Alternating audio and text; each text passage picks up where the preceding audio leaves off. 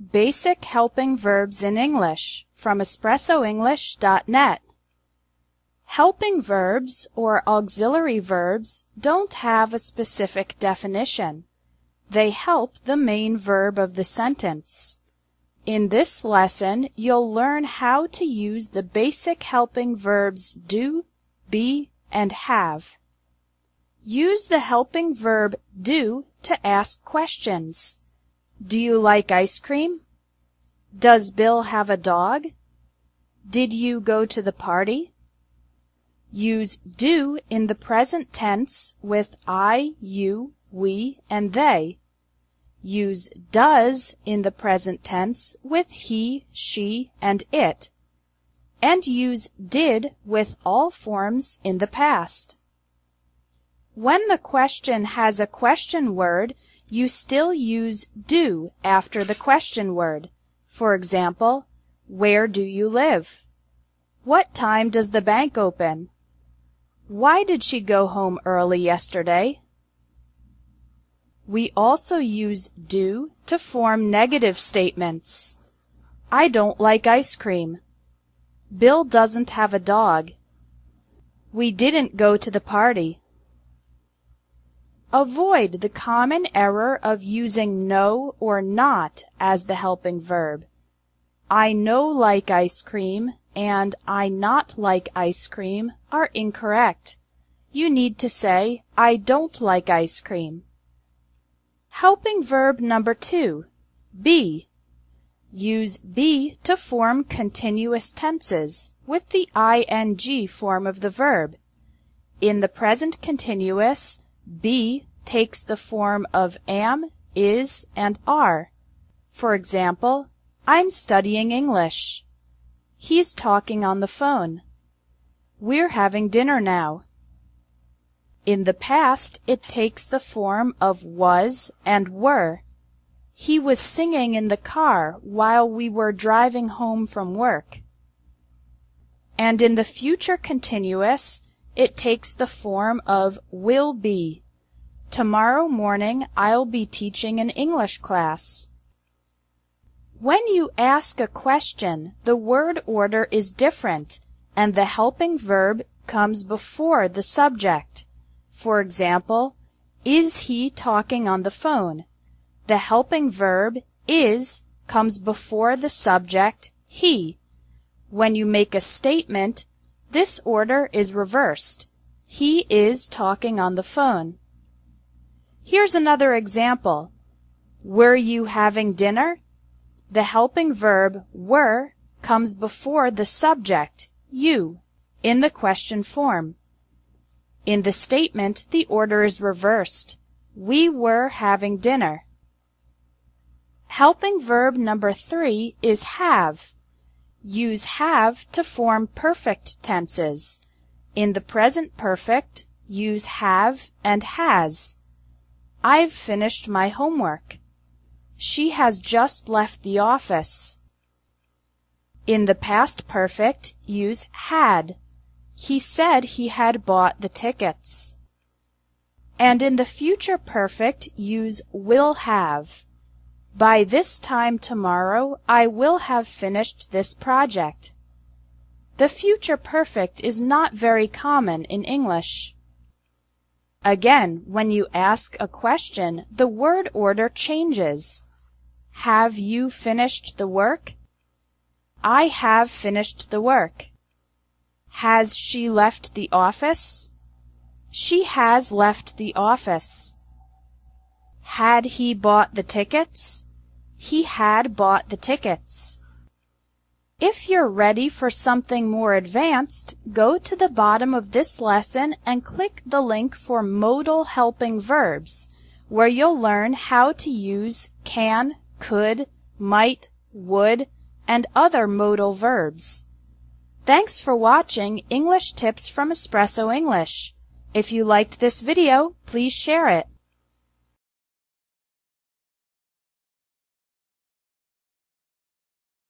Modal helping verbs in English from EspressoEnglish.net.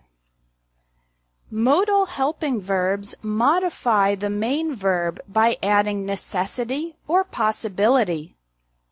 In this lesson, you'll learn how to use can, could, may, might, must, should, will, won't, and would.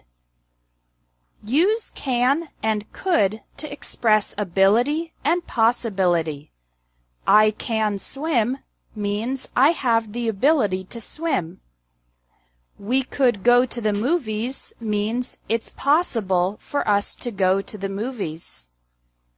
You can also use them in the negative form to express no ability or no possibility. You can't enter the restricted area. This means it's not possible. He tried to call me, but he couldn't get through. Couldn't means it wasn't possible. Use may and might to express the idea of maybe. We might go camping, depending on the weather. This means if the weather is good, we will go, and if the weather is not good, we won't go. I may go to the gym if I can get off work early. Again, it's not a certainty, but maybe I will go, depending on my work. Use should to give a recommendation or suggestion. If your head hurts, you should go to the doctor. This means I suggest that you go to the doctor. He should see that movie. He'd like it.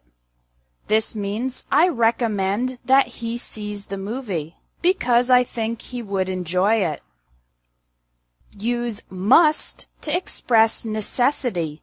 That means something is required. You must arrive on time for the exam, otherwise they won't let you take it. It means it is necessary to arrive on time. In spoken English, it's much more common to use need to and have to for requirements instead of must. You can also say, you gotta arrive on time, but this is very informal and is used in spoken English only. Gotta is never used in written English. Use will and won't to express certainty about the future. I'll help you write the report means I promise to help you write the report. That software won't work. It's not compatible with the computer. This means I am certain that the software will not work. Finally, use would to express an imaginary situation. If I were a millionaire, I would give a lot of money away. Dana would study English if she had more free time. Both of these situations, being a millionaire and having more free time, are imaginary. They are not real, so we use would to describe what would happen in this imaginary situation. In spoken English, we normally shorten the word would.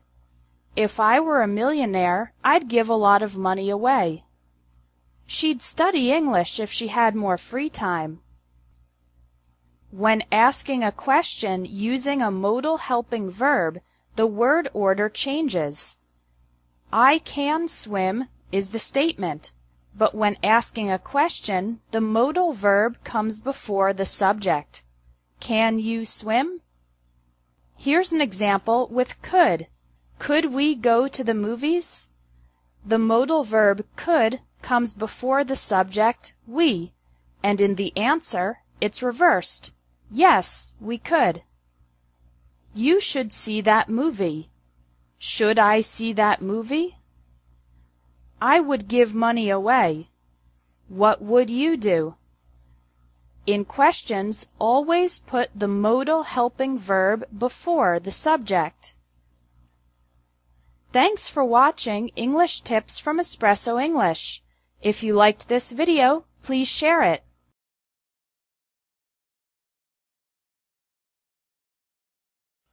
Irregular verbs in English from espressoenglish.net. Did you know that about 70% of the time when we use a verb in English, it's irregular? Irregular verbs can make you go crazy, but in fact they follow some patterns. In this lesson, you'll learn groups of irregular verbs that will help you remember them better. The first group is irregular verbs with all three forms identical. These verbs are the same in the present, past, and past participle. One example is put. Present. I always put the milk in the refrigerator. Past. Yesterday I put the books in my backpack. The present perfect uses the past participle form. I've already put the documents in the mail.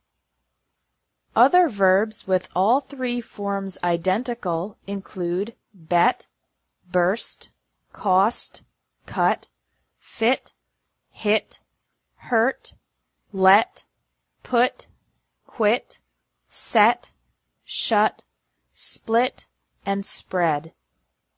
The next group is verbs with identical present and past participle forms. The only different form is the past. Come, came, come. Become, became, become. Run, ran, run. A number of irregular verbs have n in the past participle. These can be divided into 4 subgroups, with o in the past and past participle, with o in the past only, verbs with the past form ending in ew and the past participle in own, and other. Subgroup 1. Break, broke, broken. Choose, chose, chosen. Forget, forgot, forgotten. Get, got, gotten. Speak, spoke, spoken. Steal, stole, stolen. Wake, woke, woken. Wear, wore, worn. In this subgroup, the vowel changes to o in the past and past participle. Subgroup 2 has o in the past but not in the past participle. Drive, drove, driven. Ride, rode, ridden. Rise, rose, risen. Write, wrote, written. Notice that the sound of the I changes from the present to the past participle. The present is drive, and the past participle is not driven, but driven. Subgroup 3. Verbs ending in EW in the past and OWN in the past participle. Fly, flew, flown. Grow, grew, grown. Know, knew, known. Throw, threw, thrown. Finally, we have subgroup 4, other. These verbs have n in the past participle, but don't appear to follow any other pattern. Bite, bit, bitten. Hide, hid, hidden. Eat, ate, eaten. Fall, fell, fallen. Give, gave, given. See, saw, seen. Shake, shook, shaken. Take, took, taken. Another group of irregular verbs is verbs with pronunciation changes. For example, long E to short E. Keep, kept, kept.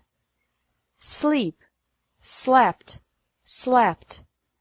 Feel, felt, felt. Bleed, bled, bled. feed, fed, fed. Meet, met, met. Lead, led, led. Another group has EA pronounced differently from the present to the past and past participle. Deal, dealt, dealt. Mean, meant, meant. Read, read, read. Hear, heard, heard. Another group is when the long I changes to OU. Bind, bound, bound. Find, found, found. Grind, ground, ground. Wind, wound, wound. Short I can change to U.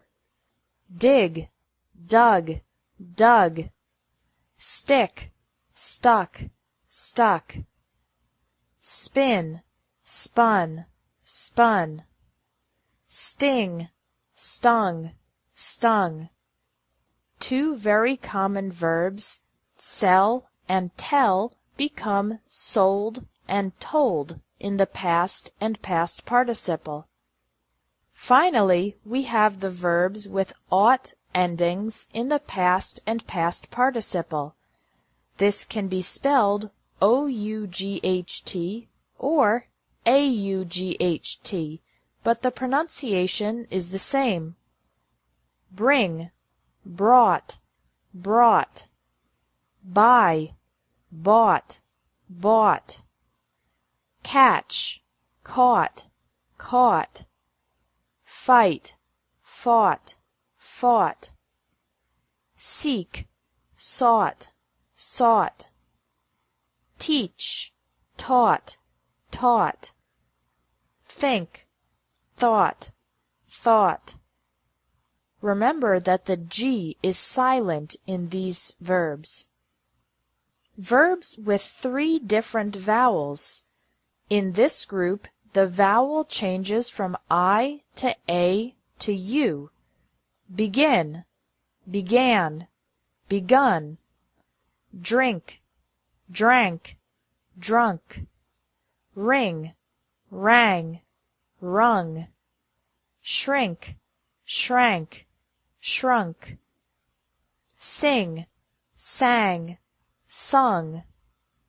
Sink, sank, sunk.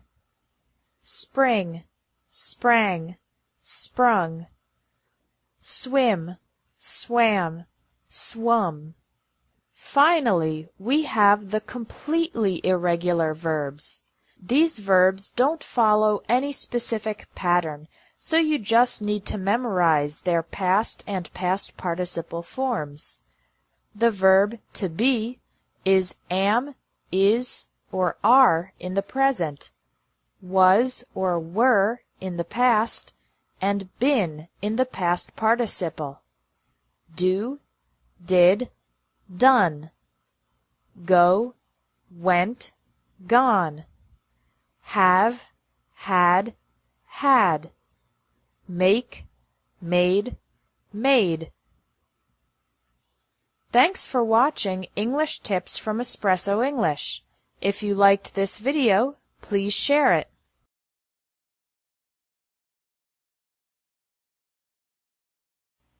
English Pronunciation Practice 105 Regular Verbs with ED in the Past from EspressoEnglish.net. Many English learners make pronunciation mistakes with the ED ending of regular verbs in the past simple tense. There are 3 ways to pronounce ED in English. Like T, like ED with an extra syllable, and like D. Let's practice with some examples. ED is pronounced like T after verbs ending with a K sound. Asked, checked, kicked, liked, looked, talked, thanked, walked, worked. Ed is also pronounced like T after verbs ending with an S sound. Confessed, crossed, dressed, embarrassed, guessed, impressed, increased, missed, passed, promised. Remember that the letter C in English can also have an S sound. Announced, danced, forced, influenced, introduced, noticed, reduced. Ed is pronounced like T after verbs ending with an SH sound. Brushed, crashed, punished, pushed, rushed, and after verbs ending with a CH sound. Matched, punched, reached, searched. Finally, Ed is pronounced like T after verbs ending with an F or an X sound. Laughed, fixed, relaxed. The second pronunciation of Ed is like Ed with an extra syllable, after verbs ending with a T or D sound.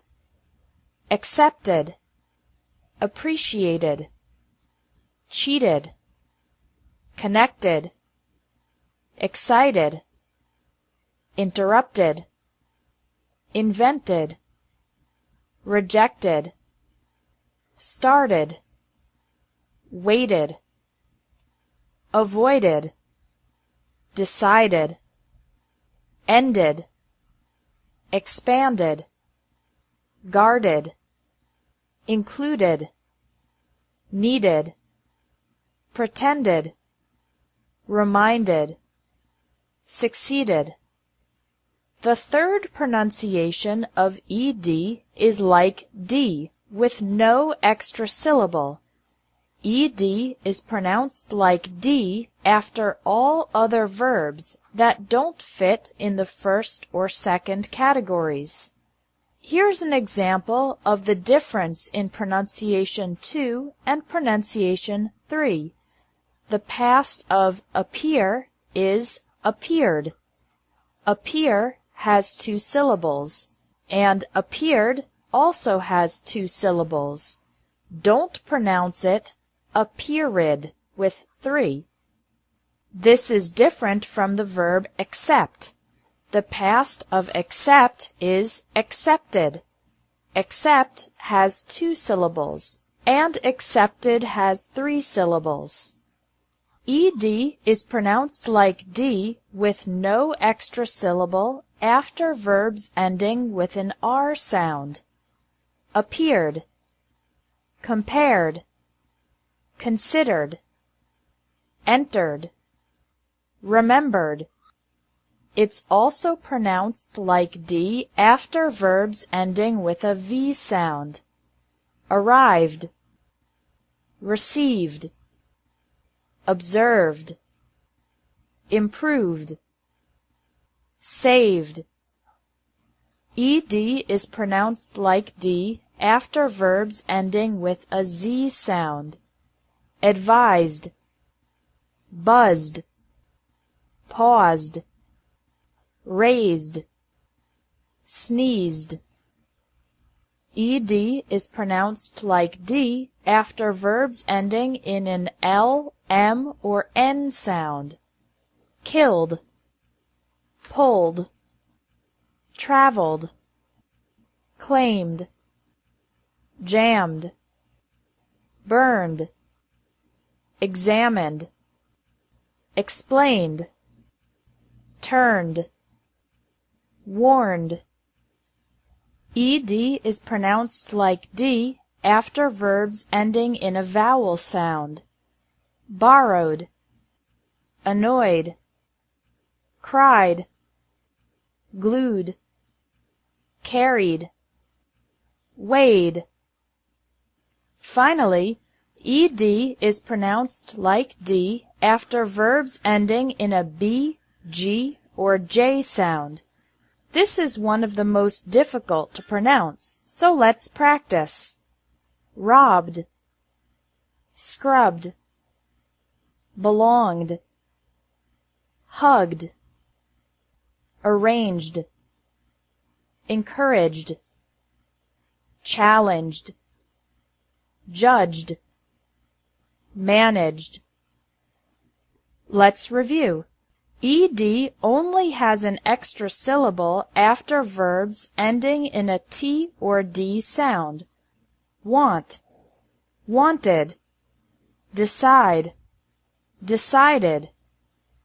With these verbs, the ed adds an extra syllable. In all other verbs, the ed does not add an extra syllable. Miss, missed, receive, received.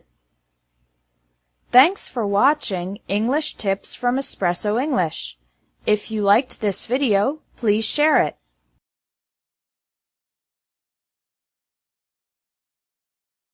Common English verbs. Have.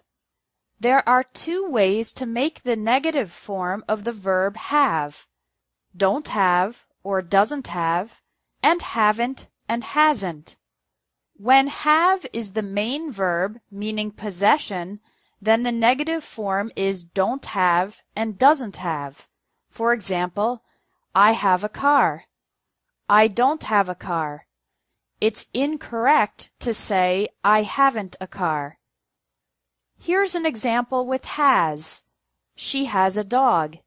She doesn't have a dog. It's incorrect to say she hasn't a dog. When have is the auxiliary verb, like in the present perfect, then use haven't and hasn't. I haven't finished my homework. She hasn't spoken to me for 3 weeks. Now let's learn the difference between have and have got. Either one can be used when have is the main verb in the case of possession. For example, do you have a pencil? Have you got a pencil? She has a lot of work to do. She's got a lot of work to do. These sentences are all correct. Have got can only be used in the case of possession, when you own an object. You can't use have got in expressions like have breakfast or have fun, because these are not objects that you possess. I have breakfast at 6 a.m. I had fun at the party. Thanks for watching English Tips from Espresso English. If you liked this video, please share it.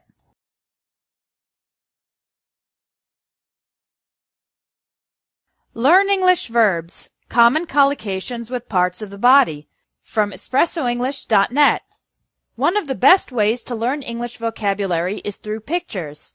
In this lesson, you'll learn verbs for common actions you can do with your body. Nod your head. Shake your head. When you nod your head, you move your head up and down. This means yes, or I agree, or I approve. When you shake your head, you move your head from side to side. This means no, or I disagree, or disapprove. Turn your head. To turn your head is to direct it to one side. We can also say turn towards when the person turns to look at something, and turn away when the person turns in the opposite direction. Roll your eyes. If you roll your eyes, it is often when you are annoyed, when you want to be sarcastic, or when you think something is stupid. Be careful with this gesture, because it can be impolite. Wink. Blink your eyes. You wink when you close only one eye and quickly open it again. This means something is funny or cute. Sometimes people also wink when they are romantically interested in another person. You blink when you close both eyes and quickly open them again. This gesture doesn't have any particular meaning because we do it constantly. Raise an eyebrow.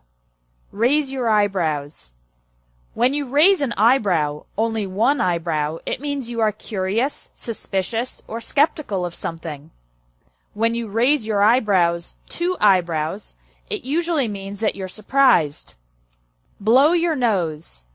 When you blow your nose, you clean out the contents of your nose into a tissue or handkerchief. Stick out your tongue. Children often stick out their tongues to be silly or to tease another child. Depending on the attitude of the person doing it, it can also be rude. Clear your throat. Clearing your throat is a sound like this. Many people try to clear their throat when they are sick, but it can also be used in social situations to get someone's attention. Shrug your shoulders. You can shrug your shoulders to say, I don't know, I don't care, or it's not important. Cross your legs. Crossing your legs doesn't have any particular meaning. It is just a way to sit. Cross your arms. In some cases, crossing your arms can be neutral, but it's also possible to cross your arms to show that you are angry. Keep your fingers crossed. Keeping your fingers crossed has a special meaning in English. It means to hope for good luck or a positive result. Give the finger. Giving the finger is an extremely rude gesture. Another idiom for it is flip off. Give the thumbs up. Give the thumbs down. If you give the thumbs up, it means you approve of something or you think it's great. If you give the thumbs down, it means you disapprove of something or you think it's terrible. Visit www.espressoenglish.net for more English tips. If you like this video, please share.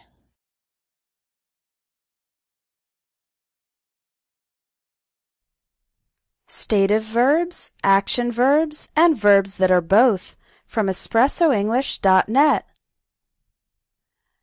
Action verbs or dynamic verbs are verbs that describe actions. We can use them in the simple or continuous forms. Here are some examples of action verbs. Every day I walk home from class. I'm walking to the store right now. I read mostly historical fiction. I've been reading a novel that takes place during colonial times. My sister helps me with my homework. My father is helping me learn how to drive. Bob watched 4 hours of TV last night. Last night he got angry because I changed the channel while he was watching his favorite show. Stative verbs or state verbs describe a status or quality of something, not an action. Verbs of perception, opinion, the senses, emotion, possession, and state of being are often stative verbs. Stative verbs cannot be used in continuous form. Here are some examples of stative verbs with opinion or perception. I've known my best friend since childhood. Don't say, I've been knowing. We agree with you. Don't say, we're agreeing with you. He doesn't understand the article. Don't say, he's not understanding the article. Here are some examples of stative verbs with possession. You can say, I have a bicycle, but not I'm having a bicycle. Say, this book belongs to the teacher, not this book is belonging to the teacher. Our tour included a visit to the museum, not our tour was including a visit to the museum. Here are some stative verbs involving perceptions of the senses. I hear some music playing, not I'm hearing some music playing. This perfume smells like roses, not this perfume is smelling like roses. He seemed upset last night, not he was seeming upset last night. Here are some more stative verbs with opinions. Say, I love ice cream, not I'm loving ice cream. She has always hated jazz, not she has always been hating jazz. They need some help, not they're needing some help.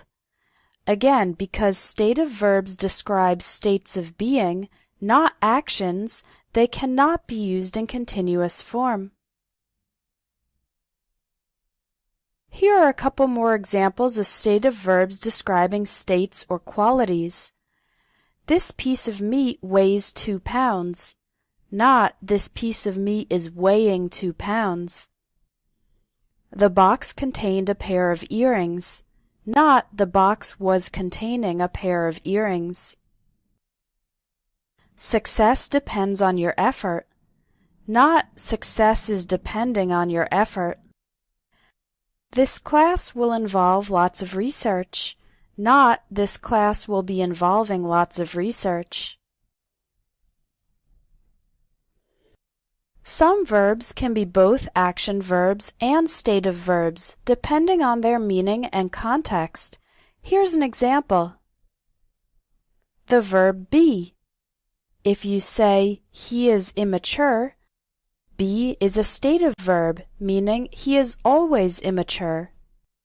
But if you say, he is being immature, then be is an action verb, meaning he is temporarily acting immature. Have can also be both a stative verb and an action verb. It's always stative with possession. For example, I have a car. He has a dog.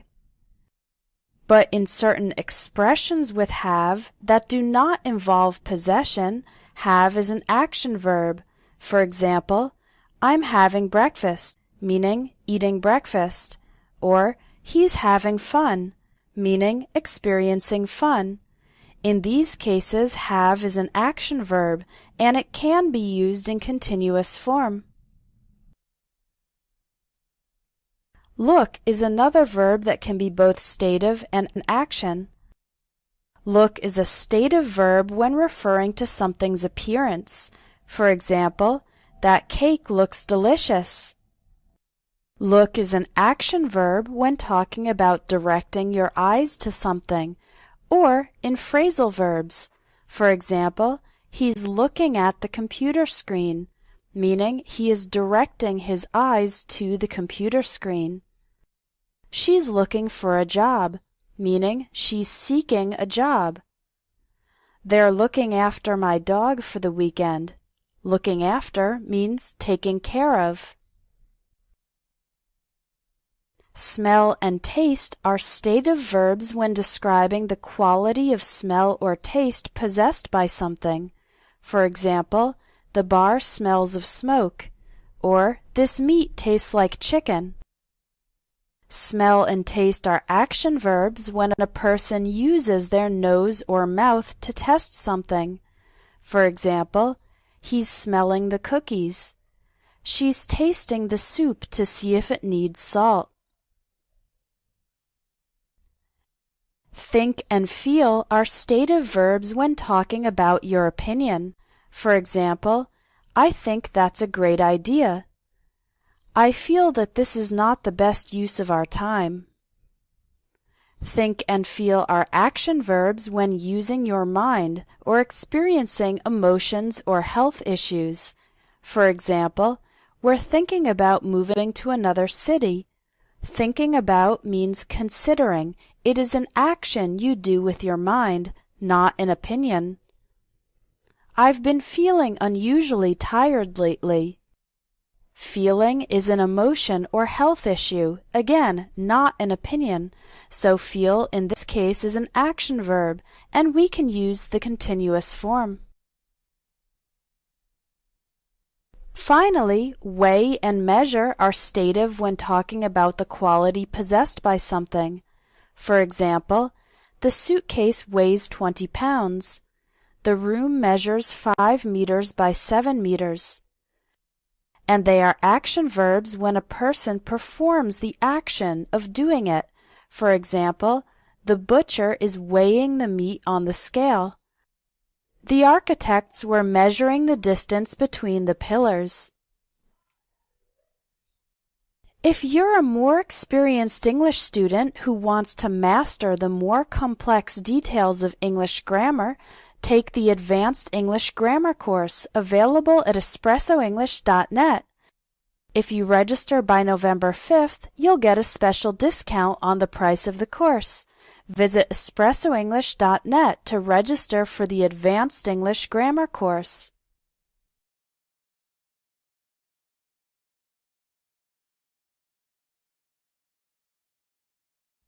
Causative verbs in English: let, make, have, get, and help, from espressoenglish.net. The English verbs let, make, have, get, and help are called causative verbs because they cause something else to happen. Here are some examples of how causative verbs work in English sentences. Let's start with the word let. It means to permit something to happen. The grammatical structure is let plus the person or thing plus the base form of the verb. We do not use to with let. For example, I don't let my kids watch violent movies. Again, the correct structure is let my kids watch. Don't say let my kids to watch. That's incorrect. Mary's father won't let her adopt a puppy because he's allergic to dogs. Our boss doesn't let us eat lunch at our desks. We have to eat in the cafeteria. Oops, I wasn't paying attention while cooking, and I let the food burn. Don't let the advertising expenses surpass $1,000. Remember that the past tense of let is also let. There is no change. The verbs allow and permit are more formal ways to say let. However, with allow and permit, we use to plus the verb. For example, I don't allow my kids to watch violent movies. Our boss doesn't permit us to eat lunch at our desks. Now let's look at the verb make. This means to force or require someone to take an action. The grammatical structure is make plus the person plus the base form of the verb. Again, we don't use the word to. For example, after Billy broke the neighbor's window, his parents made him pay for it. Remember, we use the base form, pay, and not to pay. My ex-boyfriend loved sci-fi and made me watch every episode of his favorite show. The teacher made all the students rewrite their papers because the first drafts were not acceptable. When using the verbs force and require as an alternative to make, then we must use to plus the verb. For example, the school requires the students to wear uniforms. The word require often implies that there is a rule. The hijacker forced the pilots to take the plane in a different direction. The word force often implies violence, threats, or extremely strong pressure. Our next causative verb is have. This means to give someone else the responsibility to do something, and there are two possible grammatical structures: have plus the person plus the base form of the verb, or have plus the thing plus the past participle. Here are some examples of grammatical structure number 1. I'll have my assistant call you to reschedule the appointment. The businessman had his secretary make copies of the report. And here are some examples of grammatical structure number 2. I'm going to have my hair cut tomorrow. In this structure, we don't say who cuts the hair, but the hair will be cut by somebody. We're having our house painted this weekend. Again, we don't say who does the action. We focus more on the object, the receiver of the action, our house, which will receive the action of being painted. Bob had his teeth whitened. His smile looks great. My washing machine is broken. I need to have it repaired. In informal speech, we often use get in these cases. For example, I'm going to get my hair cut tomorrow. We're getting our house painted this weekend. Bob got his teeth whitened. His smile looks great. My washing machine is broken. I need to get it repaired. We can also use the verb get to mean convince or encourage someone to do something, and the grammatical structure is get plus the person plus to plus the verb. For example, how can we get all the employees to arrive on time? In this sentence, the word get means to convince or encourage the employees to arrive on time. My husband hates housework. I can never get him to wash the dishes. I was nervous about eating sushi, but my brother got me to try it at a Japanese restaurant. The nonprofit got a professional photographer to take photos at the event for free. Finally, we have the word help, meaning to assist someone in doing something. With help, we can have two possible grammatical structures: help plus the person plus the base form of the verb, or help plus the person plus to plus the verb. After help, you can use to or not. Both ways are correct. In general, the form without to is more common. For example, he helped me carry the boxes, or he helped me to carry the boxes. Reading before bed helps me relax, or reading before bed helps me to relax. Again, both are correct, but the form without the word to is more common in everyday English. If you want to learn advanced English grammar, check out the Advanced English Grammar course at espressoenglish.net. This course has 45 lessons that will help you master the advanced details of the English language. And it also includes personal feedback on your written English. Visit espressoenglish.net for the Advanced English Grammar course. Take your English from good to great.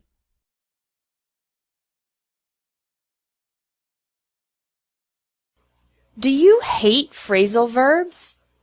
Are you confused by the differences between take up, take in, take out, take off, take away, take over, and take back? Phrasal verbs can make it difficult to understand spoken English, even if you've studied the language for a long time. Many students learn English from textbooks, but when they visit an English-speaking country or talk with a native speaker, their understanding is limited because the textbook didn't focus on the phrasal verbs that are so common in everyday spoken English. If you want to be fluent in English, you need to know phrasal verbs and how they are used in everyday situations and conversations. This course will teach you 500 phrasal verbs in only 10 minutes a day. It's not just memorizing lists. That's not very effective, and it's boring too. Instead, you'll learn the phrasal verbs in context through stories and conversations, as well as practice exercises to help you use the phrasal verbs in your English immediately. When you register, you'll instantly get 30 phrasal verbs in conversation lessons that you can download and save to your computer. The course costs $30. That's just $1 per lesson, and you can pay by credit card, debit card, PayPal, PagSeguro, or bank deposit in Brazil. Click the buttons under this video to take Lesson 1 for free or register and download the complete course instantly. Thanks for watching and enjoy the course.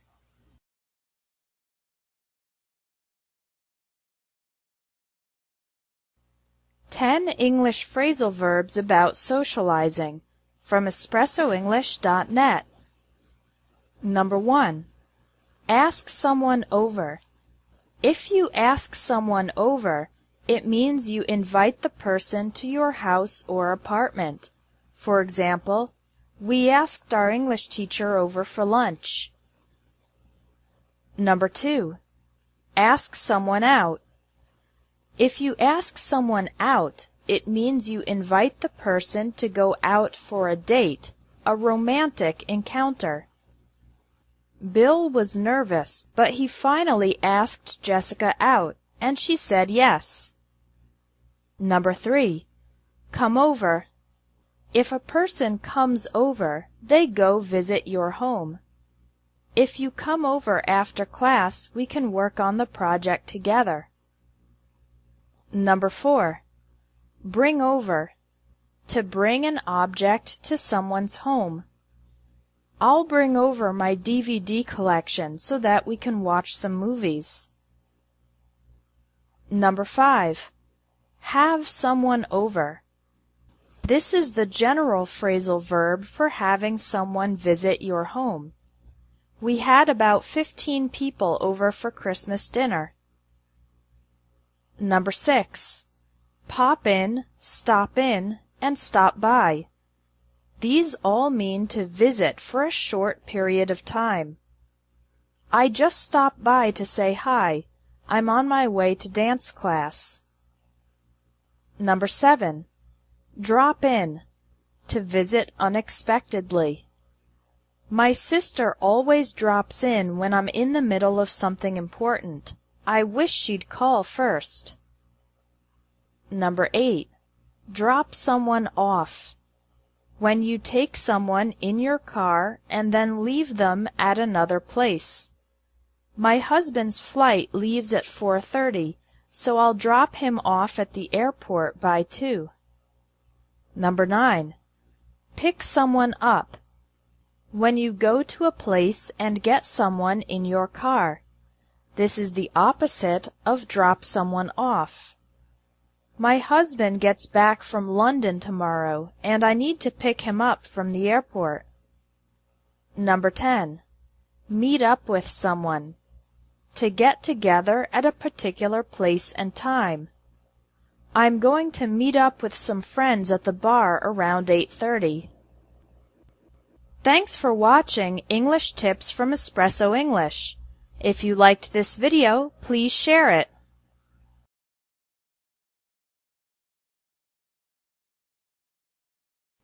Seven English phrasal verbs with the word cut from espressoenglish.net. Number 1. Cut across. To go across or through a place, not around it, to make the trip faster. Let's cut across the park on the way home from school. It'll be quicker. Number 2. Cut back on or cut down on.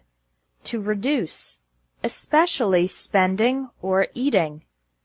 We're cutting back on expenses to save up for our next vacation. I need to cut down on fast food to lose some weight by summer. Number 3. Cut in. To enter a conversation by interrupting. I couldn't have a serious discussion with Barry because William kept cutting in. There's also the expression cut in line.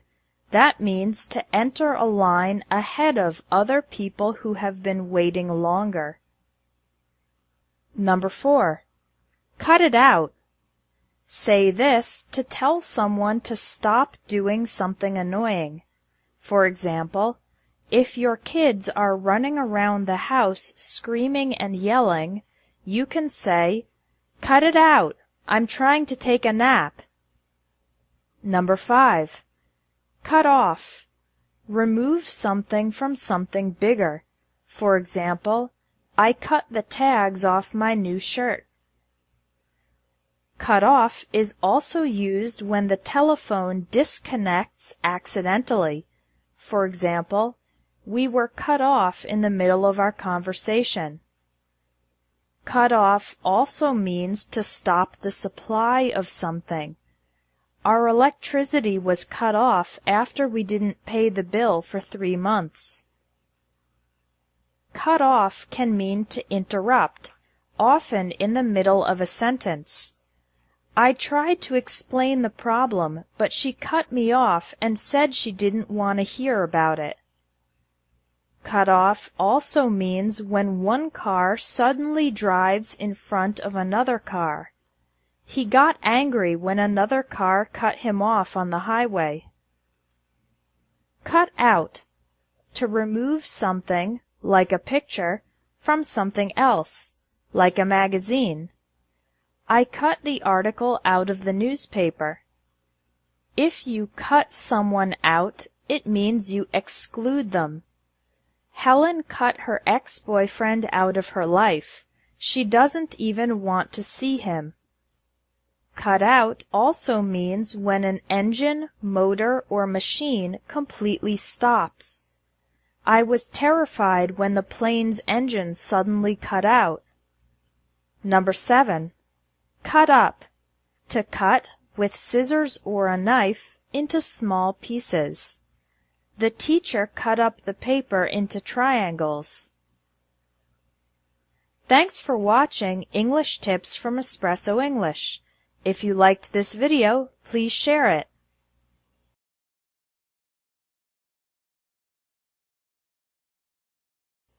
"12 English phrasal verbs with the word run" from espressoenglish.net. Number 1. Run after. To chase or pursue. I ran after the bus, but it didn't stop for me. Number 2. Run around. This literally means to run around an area.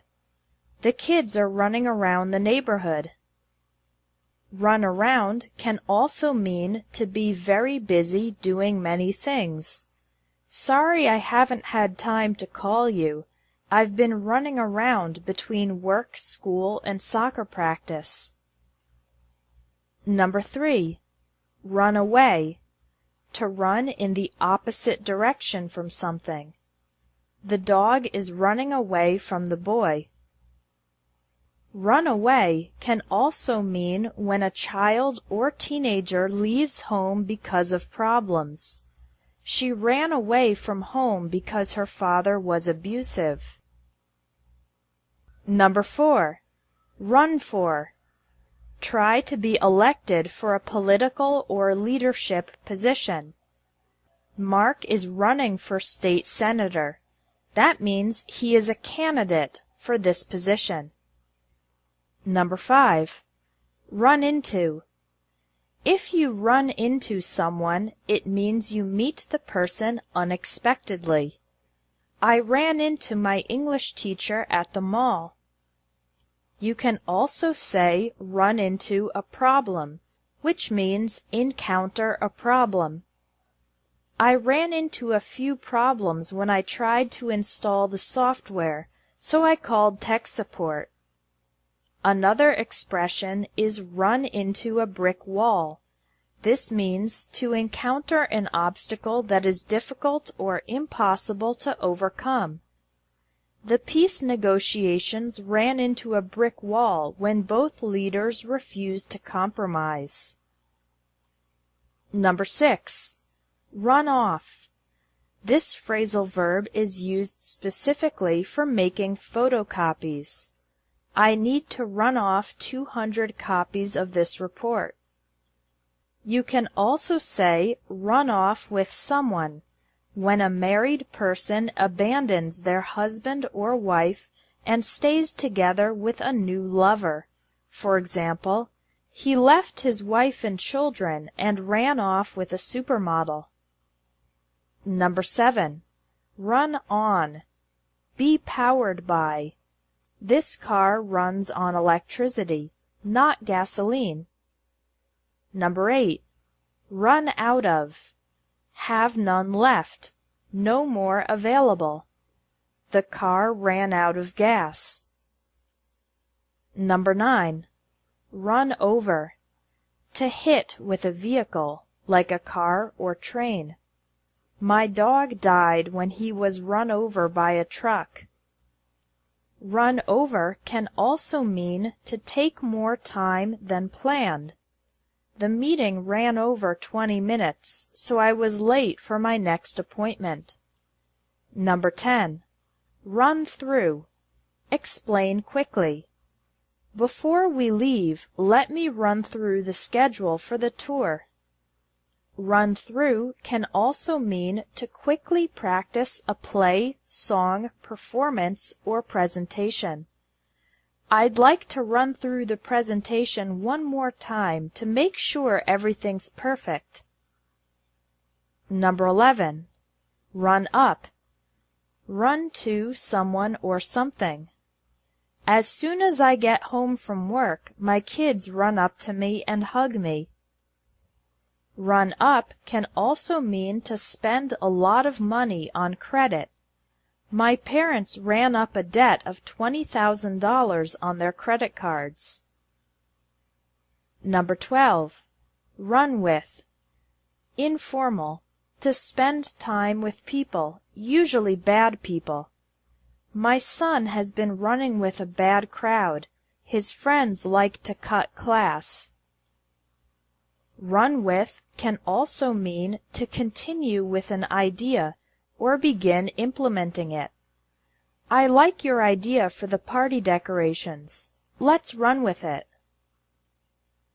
Thanks for watching English Tips from Espresso English. If you liked this video, please share it.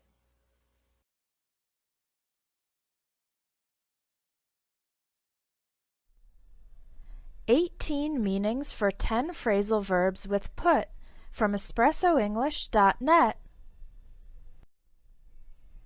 Number 1. Put away means place an object in its proper location. For example, "Here are your clean clothes. Please put them away," meaning put them in the closet, in the dresser, etc. Number 2. Put back means return an object to the location where it came from. This is the opposite of take something out. For example, after you're done using the dictionary, put it back. Number 3. Put down means write on a piece of paper. Sometimes we just say put without down. For example, "I'm making a shopping list. I already put down bread, cheese, and butter. What else do we need?" Or, "I already put bread, cheese, and butter." Put down can also mean to criticize and humiliate someone. For example, "Every time I try to add something to the conversation, my brother puts me down by saying my opinions are stupid." Finally, put down can mean to kill an animal that is old, sick, or suffering. For example, "When our cat got cancer, we decided to put her down." Number 4. Put forth or put forward. To offer an idea, plan, or proposal for consideration. For example, "I'd like to put forward a couple of suggestions." Number 5. Put off means to delay doing something, procrastinate. For example, "I've been putting off this assignment for the past week. I just can't seem to get started." Put off can also mean to make a bad impression. For example, "She seemed unfriendly. Her attitude really put me off." Number 6. Put on. To start wearing or using clothing, makeup, or accessories. For example, "She put on her boots and got ready to go out in the rain." Put on can also mean to produce a show or performance. For example, "The local theater company is putting on Romeo and Juliet." Finally, put on is a slang word meaning to trick or deceive someone. For example, "You won the lottery? No way! You're putting me on, right?" Another similar expression is "you're kidding" or "you're joking." Number 7. Put out means to extinguish a fire or cigarette. For electric lights we use turn off instead. For example, the firefighters quickly put out the fire in the apartment building. Put out can also mean to publish a regular or frequent publication. For example, the organization puts out a monthly newsletter. Finally, put out can mean to inconvenience someone. For example, is it okay if I arrive early? I don't want to put you out in any way. Number 8. Put through means to transfer or connect someone on the telephone. For example, the customer service representative couldn't help me, so he put me through to a manager. Number 9. Put someone up means to give someone a place to stay temporarily at your home. For example, don't worry about finding a hotel. I can put you up for a few days. To put someone up to something means to encourage or persuade the person to do something, often something mischievous. For example, my son is normally very well behaved, but his friends put him up to playing a prank on the teacher. Number 10. Put up with means to tolerate or accept an annoying situation or behavior. For example, I can't put up with all the noise in the dormitory. I need a quieter place to study. To learn 500 phrasal verbs in everyday spoken English, take the Phrasal Verbs in Conversation course, available at espressoenglish.net. You'll learn phrasal verbs easily and naturally in the context of dialogues about everyday topics. Visit espressoenglish.net to take the Phrasal Verbs in Conversation course.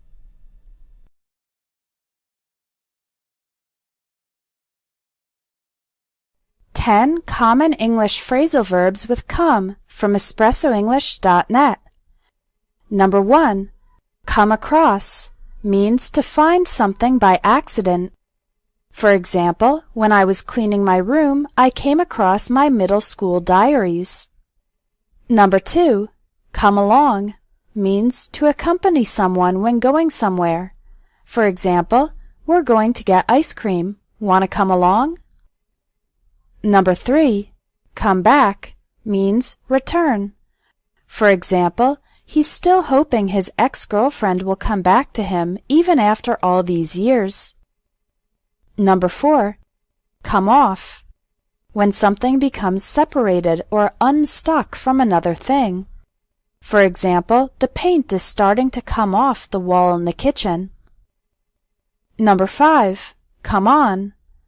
The phrasal verb come on has multiple uses, but when used as an exclamation, it can be encouragement for someone to do something, or it can mean something like stop being ridiculous. For example, I don't want to dance. I'm no good at it. Everyone will laugh at me. Oh, come on. Nobody here cares whether or not you can dance. Number 6. Come out means appear or leave the inside of a place. For example, it's cloudy right now, but the sun should come out later. My little brother is hiding under the covers and doesn't want to come out. Number 7. Come over means come to someone's house.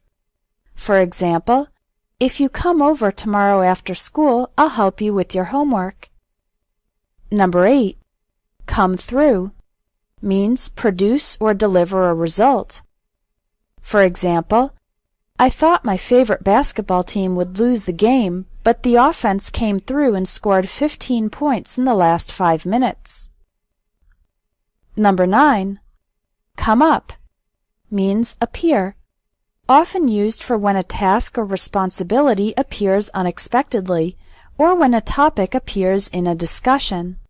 For example, "I'm sorry I missed your birthday party. Something came up at the last minute and I couldn't go."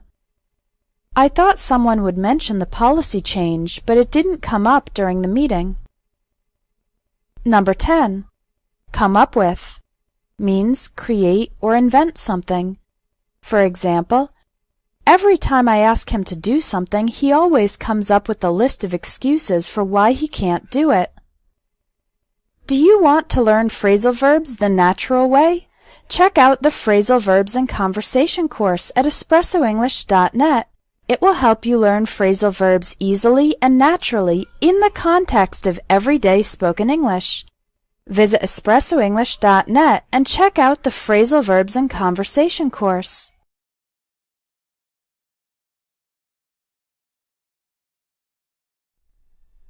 Do you know these 10 English phrasal verbs? From espressoenglish.net. In this lesson, I will show you a sentence with 3 options to complete the phrasal verb. Choose an answer, and after 10 seconds, I will show which one is correct. Ready? Let's begin. Number 1. We invited a lot of people to the party, but only a few up.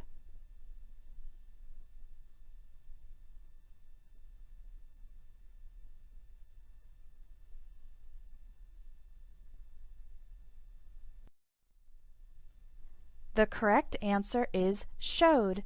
The phrasal verb show up means to appear, or when people attend an event. Number 2. He got very angry and started yelling. Everyone told him to calm.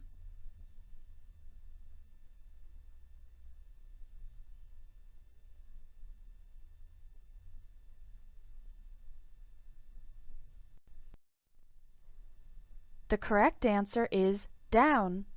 The phrasal verb calm down means to stop being angry or agitated. Number 3. I can't believe I into a friend of mine from childhood at the festival. I hadn't seen her in 20 years.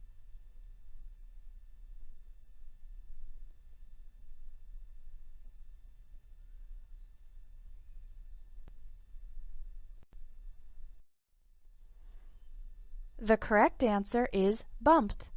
The phrasal verb bump into someone means to encounter the person unexpectedly. Number 4. My daughter loves to make stories. She's very imaginative. Maybe she'll be a writer someday.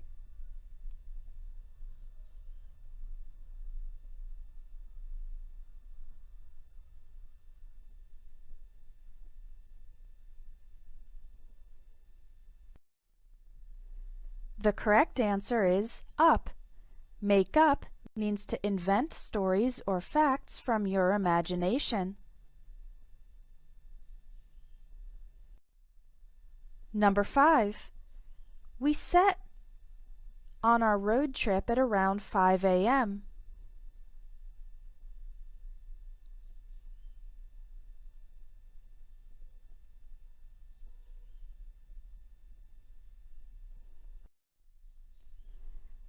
The correct answer is off. The phrasal verbs set off and set out mean to start a journey. Number 6. 3 months later, he's still upset that he didn't get the job. He should just get it already.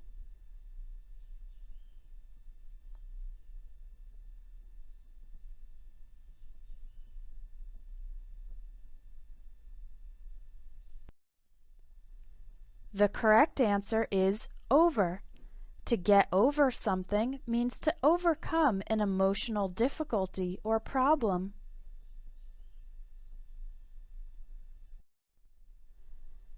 Number 7.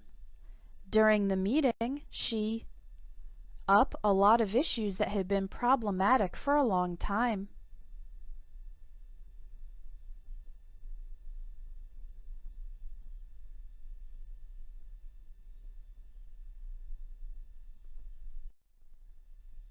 The correct answer is brought.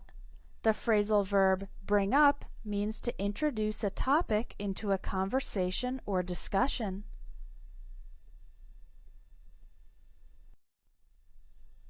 Number 8. While we were exploring the city, we came a wonderful antiques shop.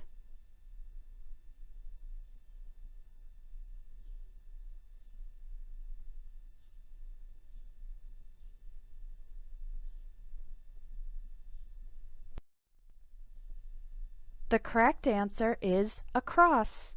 The phrasal verb come across means to find something unexpectedly.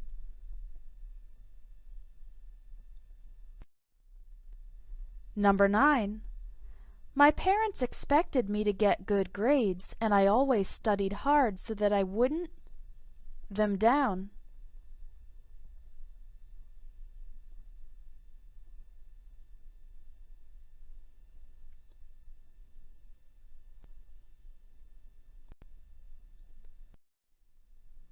The correct answer is let. To let someone down means to disappoint them.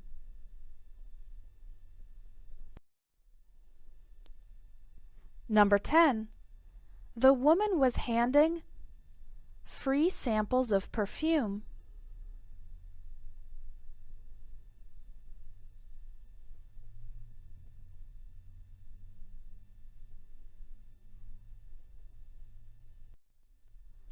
The correct answer is out. The phrasal verbs hand out and give out mean distribute to many people.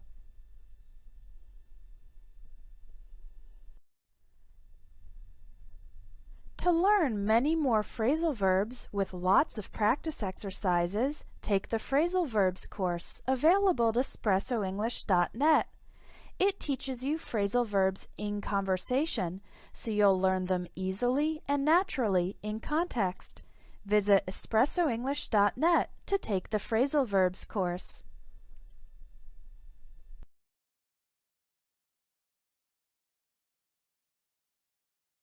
Ten phrasal verbs you probably don't know from espressoenglish.net. Number 1. Beef up.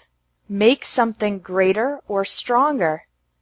The city of Rio de Janeiro will beef up security for the Olympics in 2016. This means that Rio will be increasing the number of police and taking stronger measures to eliminate violence and make the city safe. Number 2. Bounce an idea off someone. Present the idea to a person or group to get their opinion or reaction to it. I have a few different ideas for our advertising campaign. Could I bounce them off you? This is a sentence you could say to your boss or colleague. It means you will talk about your ideas, and the boss or colleague will give you his or her opinion, feedback, or suggestions. Number 3. Bristle at something. Show sudden anger or annoyance in reaction to something. Carla bristled at Dan's comment that her mother was too intrusive. The word bristle refers to the way that dogs and cats react to a threat. The fur on their backs stands up, indicating that the animal is angry. You can say a person bristled at a comment or situation if they react like a threatened animal. Number 4. Clam up. Stop talking and refuse to say anything more. My teenage son talks a lot about sports, but when I ask him about school, he clams up. This animal is called a clam. When a clam closes its shell, it's very hard to open it. In the same way, a person who closes their mouth and won't open it is said to clam up. Number 5. Crow about or crow over. To brag, talk arrogantly about something. When Brian got promoted, he wouldn't stop crowing about his new six-figure salary. This bird is called a crow. The song of a crow is rather loud and annoying. In the same way, a person who talks arrogantly about themselves or about some success is said to be crowing over it, because it's usually annoying to listen.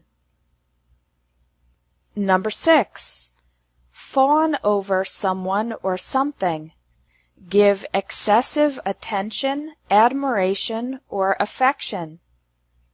I have 3 daughters, but everyone fawns over the youngest one. You can fawn over a person or an object. For example, many people fawn over celebrities or especially talented or beautiful people. It's also common to fawn over new products, like when a man buys a big motorcycle and all his friends fawn over it. Number 7. Size someone up. Look at the person and make a quick evaluation. Shannon sized up her opponent for the final round of the karate tournament. The phrasal verb size up is often used in sports when one player or team is looking at the other player or team and trying to evaluate them. But you can also use it in other situations, like sizing someone up when they appear for a job interview or a first date. Number 8. Plod along. Move forward slowly and deliberately. I got stuck behind a slow driver. He was just plodding along, admiring the scenery. The phrasal verb plod along can refer to slow physical movement, like driving or walking, or it can refer to slow progress in a project or a movie. Number 9. Wipe out. To kill, eliminate, or destroy something or someone. The pollution has wiped out most of the fish in the river. This phrasal verb can be used for war and genocide, like when one people group wipes out another group. It can also be used for animals, as in the example, as well as objects. For example, a new cancer medicine that completely wipes out a tumor. Number 10. Mull over something. To think about or consider it very carefully. After mulling over the decision for 3 days, she chose not to take the job. You can also use think over or think through, but mull over implies an even deeper level of consideration. People often mull over philosophical, ethical, or religious questions. If you want to learn more phrasal verbs, check out our intensive course, Phrasal Verbs in Conversation, where you'll learn 500 phrasal verbs in everyday spoken English through dialogues and examples. Thanks for watching English Tips from Espresso English. If you liked this video, please share it.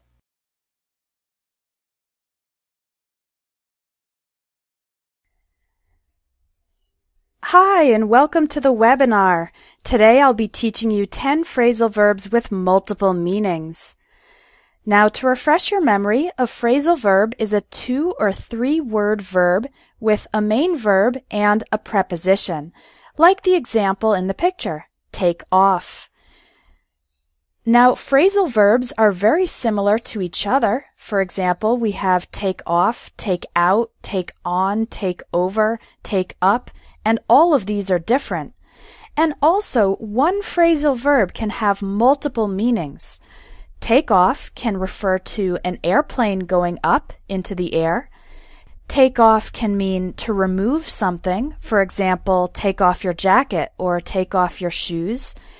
And we have 3 more meanings.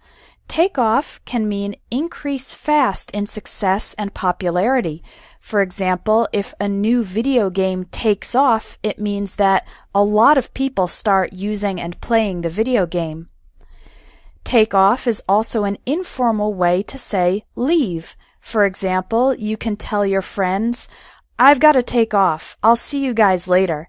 That means I have to leave. And finally, we also use take off when you stop working or studying for a period of time. For example, I took 2 weeks off from work. So in today's lesson, I'm going to teach you 10 of these phrasal verbs which have 2, 3, or even more meanings. So here's how today's class will work. I will show you an example sentence. You'll try to guess what the phrasal verb means in context, and you can type your answer in the box, or you can just think about it to yourself, and then I will explain and give some more examples. Now, why do I ask you to guess what the phrasal verb means? Because I think this is a good way for you to practice figuring out new English expressions from their context. So even if you get the answer wrong, it's okay. This is good practice for you. All right? And if you want to learn 500 phrasal verbs, then definitely check out the Phrasal Verbs and Conversation course, which uses a similar method. In that course, you also have the chance to learn the phrasal verbs in context through conversations. So there's a button under this webinar for the Phrasal Verbs and Conversation course, and if you're interested, check it out. Okay, let's get started. Phrasal verb number 1, pass out. The teacher passed out the tests to the students. What do you think passed out means in this context?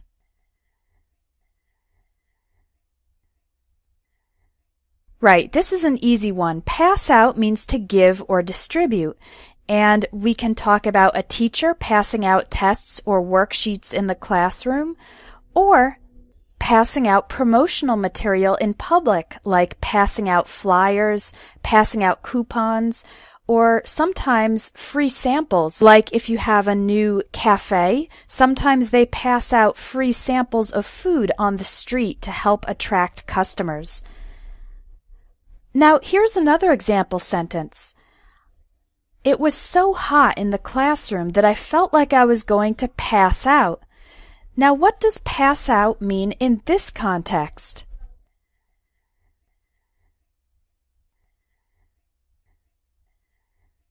Okay, some people are saying fall asleep or feel sick.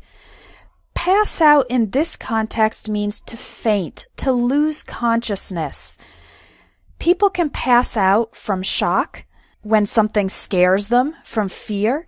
People can pass out if they're very nervous, or people can pass out from medical problems like low blood pressure.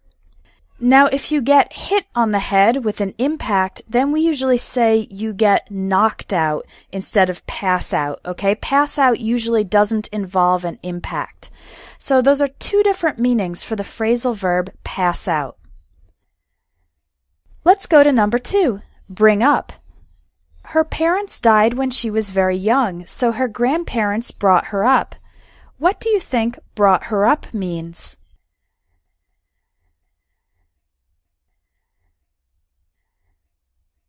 Good, a few people are getting it.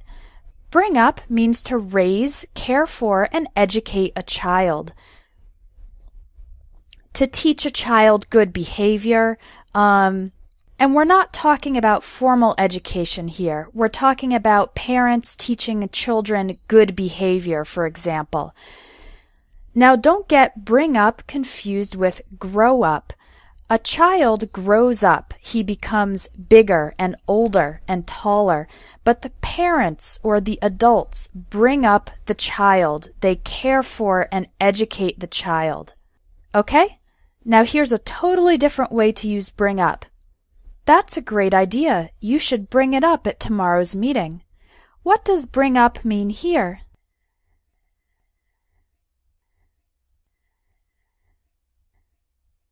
Oh, you guys are smart.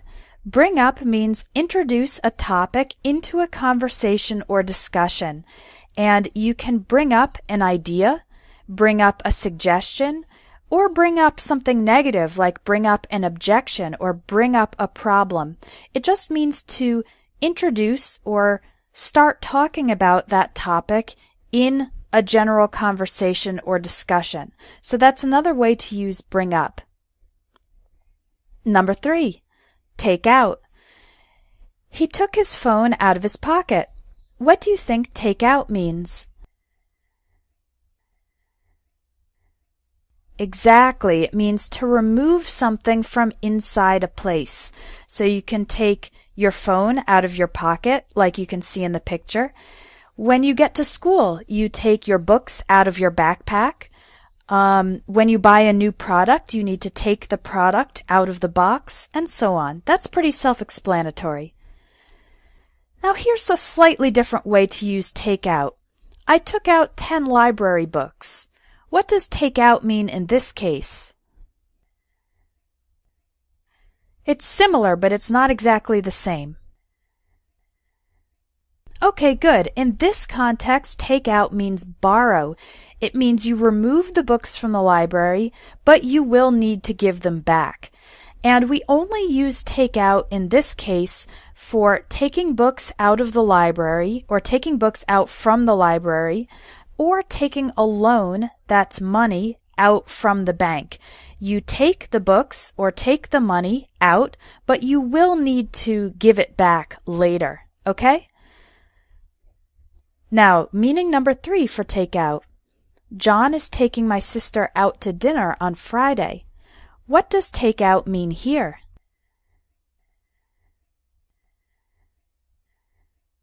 Good job, a few people got it. Take out means to bring someone on a social encounter, and it may be romantic. For example, taking your girlfriend out to dinner or taking somebody out to see a movie, or it may not be. You can also take a colleague out to lunch, or your parents can take you out to see a baseball game. And taking someone out usually means you invite them, and usually that you also pay for them. So you pay for their dinner or pay for their movie ticket. Okay? So to take someone out means to bring someone and to pay for their experience, their meal or ticket. Let's look at take up. Imagine you're moving into a new apartment and you look at the apartment and you say, there's no room for a bookcase because the couch takes up too much space. What does take up mean? Right. Take up means to fill or occupy time or space. So, for example, you can see in the picture, this is a really big couch and it takes up, it fills all the space so that there's not enough room for a bookcase. Again, you can use take up with space or time. For example, responding to email takes up a lot of my time. That's true, by the way. I get a lot of email from students. Okay, here's a different way to use take up. I've just taken up skiing. I've had 2 lessons so far. What does take up mean here?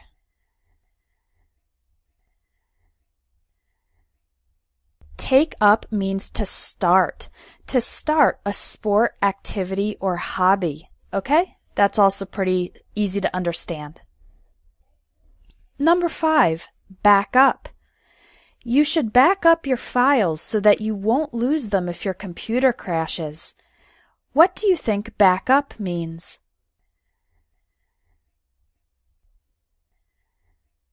I see we have some computer experts in the classroom. Yes, back up means make a copy of computer data or information.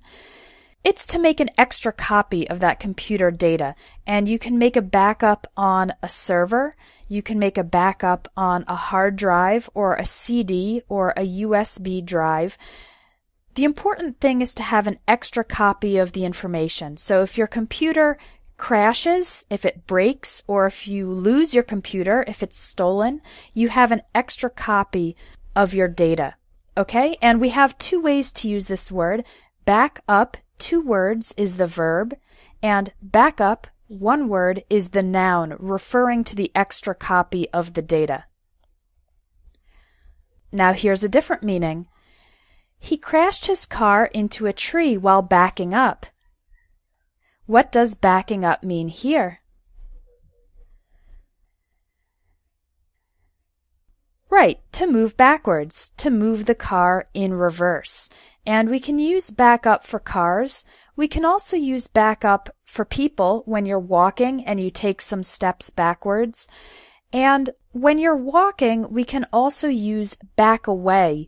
We usually back away from danger. Like if you see an angry dog, you would back away from the dog so that it doesn't bite you. Okay? A third way to use back up. My coworkers backed me up when I complained that the boss was giving us too much work. What does back up mean here? This one's a little more difficult. To back someone up means to give moral or emotional support for someone's position.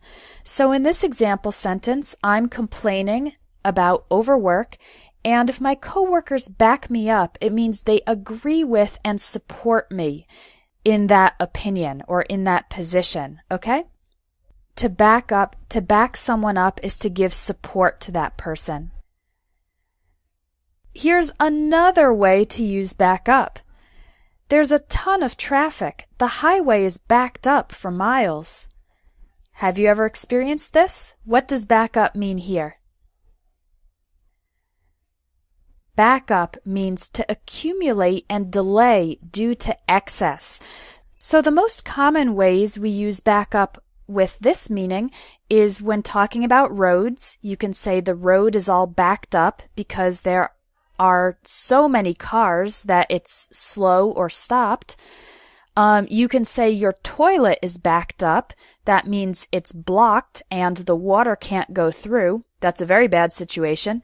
And you can also say that your schedule is backed up. For example, imagine that you have a store and your store gets a lot of orders around Christmas time and you get so many customers that you have delays in sending out the orders. So you would say, we're all backed up. I can't ship your order for another 2 weeks, for example. So a road can be backed up, a toilet can be backed up, or a schedule can be backed up. Okay? Blow up. The factory blew up due to a gas leak and 3 people were killed. What does blow up mean?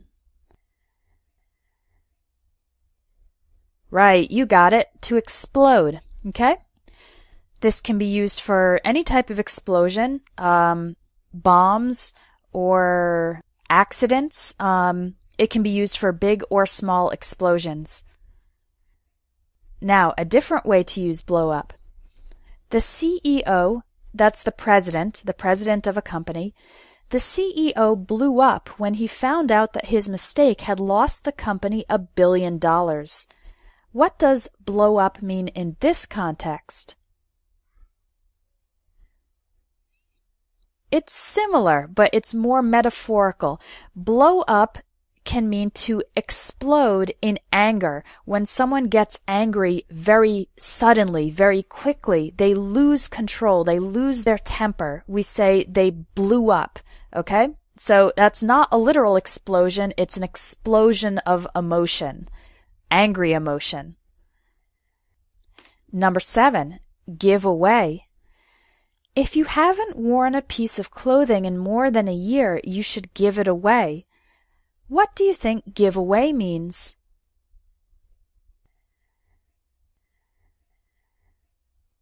Good job. Give away means to give something to someone for free, okay? Different from selling it, you give it for free. Like you can see in the picture, people donating their old clothing, giving it to other people for free. Here's another way to use give away. I don't want to give away the end of the movie. You'll have to see it for yourself. What do you think give away means in this sentence?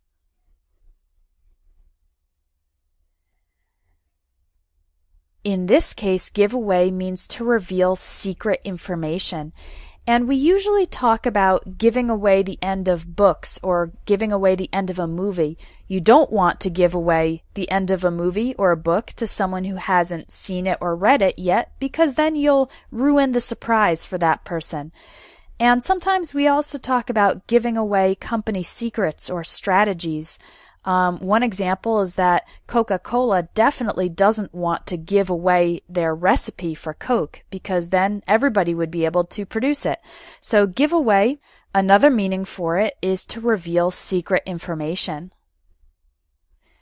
Number 8, work out.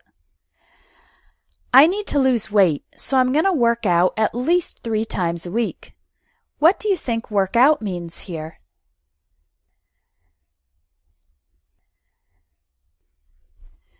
To exercise, that's right. Working out can mean any type of exercise.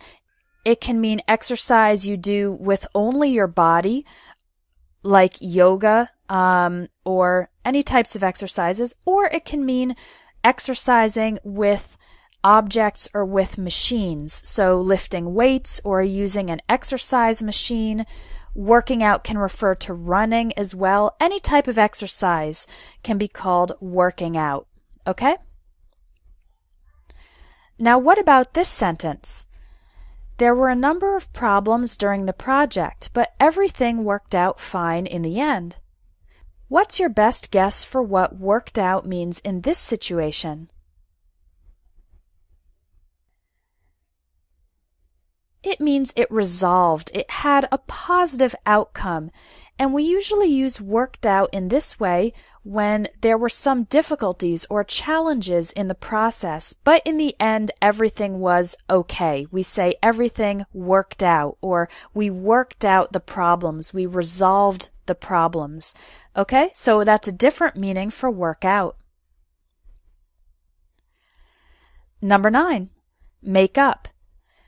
I didn't know the answer to the question, so I just made something up. What does make up mean in this case?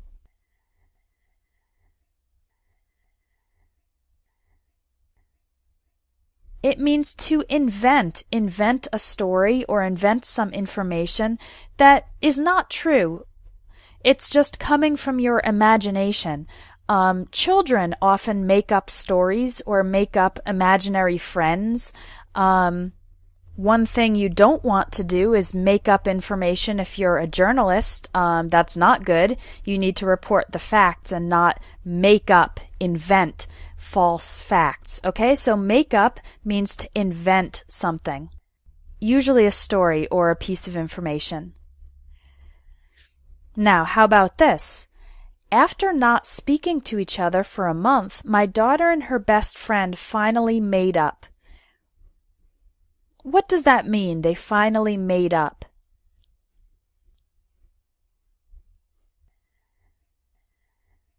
If you make up with a person, it means you restore a good relationship after an argument or fight. So in this case, we have 2 girls who had an argument or a disagreement or a fight, and they didn't speak to each other for a month, but then eventually they made up. They became friends again, and they restored their good relationship. Okay, so when 2 people make up, it means they come back to having a good relationship after a disagreement or argument. Now how about this? I bought my mother a nice gift to try to make up for missing her birthday party. What do you think make up means here?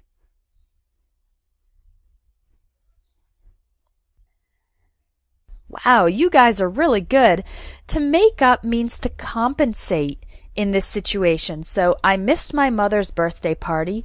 My mother's probably sad or upset or angry, and so I buy her a nice gift to compensate for my mistake or my absence at her party. And there are two ways to use make up in this way. You can say make up for a mistake or make up for bad behavior, or you can say make it up to a person. So one sentence you'll hear, if your friend does something that makes you angry or upset, they might say, how can I make it up to you? It means, how can I compensate for my error? How can I do something good that will balance out the bad thing that I did? How can I make it up to you? Okay? Make up meaning to compensate.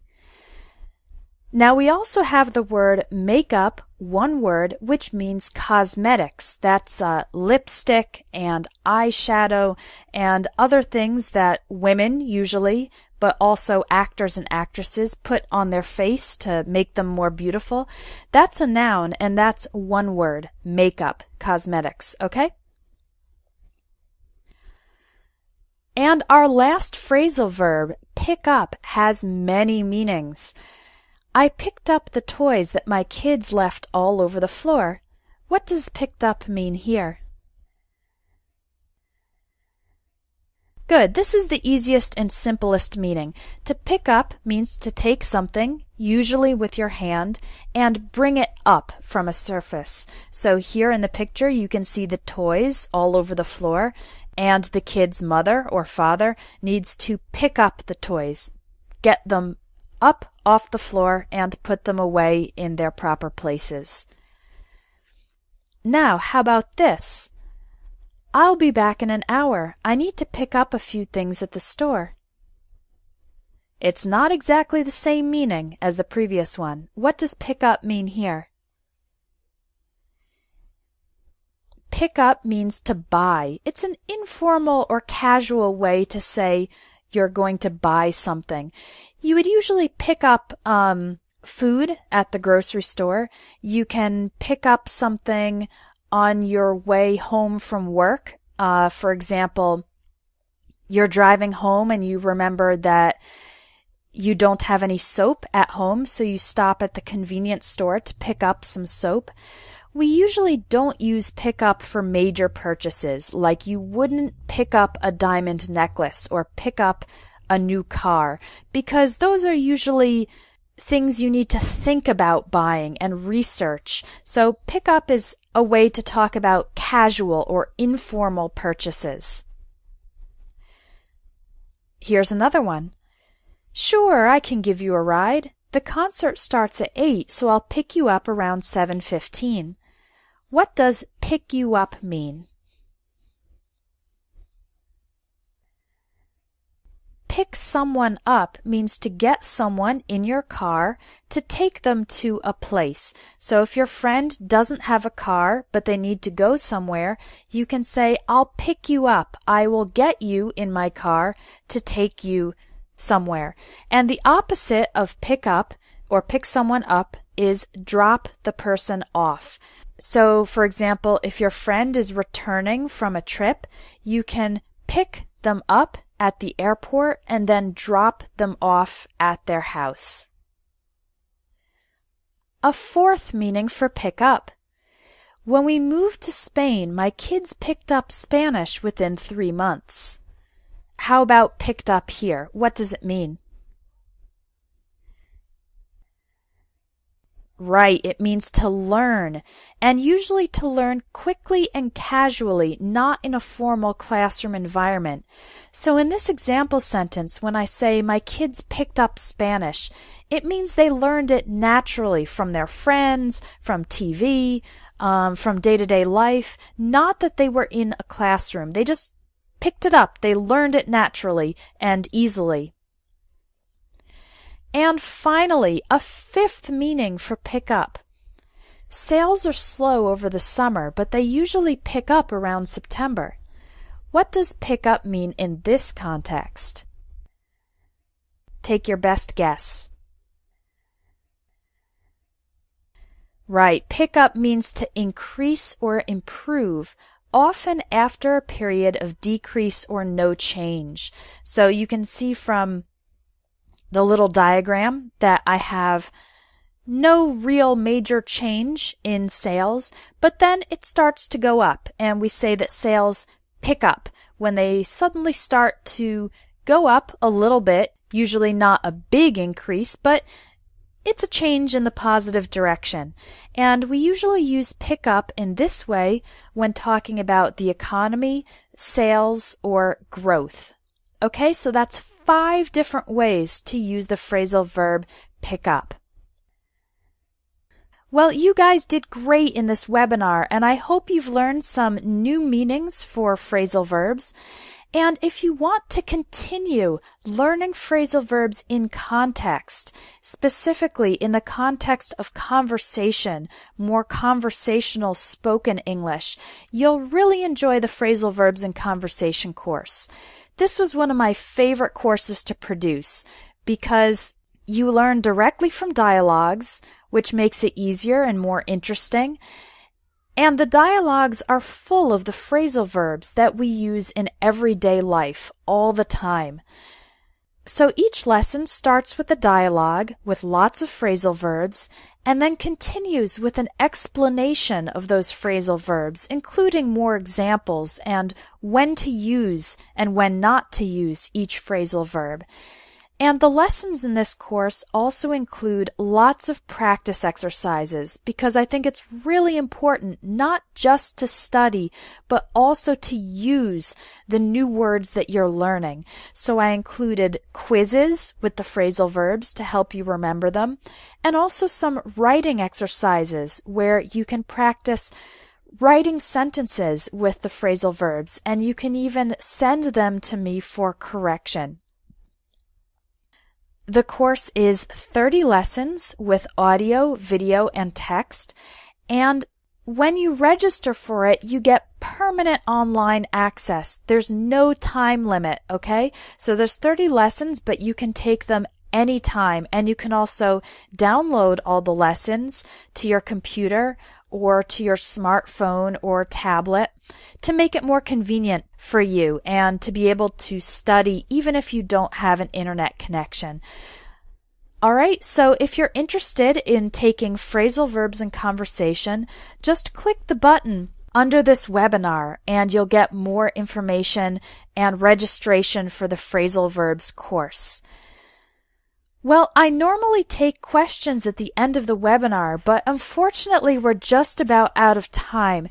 So I'm going to respond to all of your questions by email, okay? So if you have a question about the phrasal verbs you learned today, or about the phrasal verbs course, or about any other aspect of English, you can type your question in the box, or you can email me directly. My email address is help@espressoenglish.net, and I will respond to you by email within a couple of days, okay? And I will also type up the notes from this webinar and send them out to you so that you can have the text of today's webinar about phrasal verbs with multiple meanings. I hope you guys enjoyed today's class. It was great to have your participation. Thank you so much for coming, and I hope to see you in the phrasal verbs course and also in the next webinar. Enjoy the rest of your day. Bye-bye.